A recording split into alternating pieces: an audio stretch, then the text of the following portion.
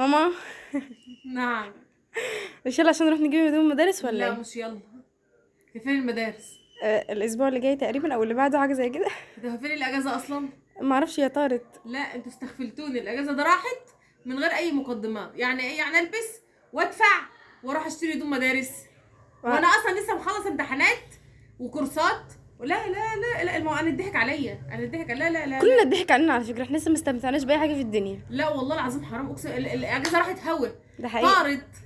طارت. واشمعنى ايام المدارس عمال تمطوا فيها تمطوا فيها. انا حاسه ان اليوم في المدارس بيومين. ده حقيقي. ايام الاجازه اقسم بالله راحت هوا.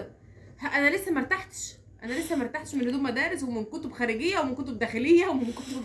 لا كده كتير كتير كتير والله. لا طب هنعمل ايه يا ماما بقى؟ خلاص هي خلصت قدام الامر الواقع، فاحنا لازم نقوم نجيب هدوم المدارس. لا مش جايبه هدوم، انا لبست اهو. شوفوا لكم حد تاني يدفع بقى. انا البس واشتري وحد يدفع. كده كتير بصراحه. كتير.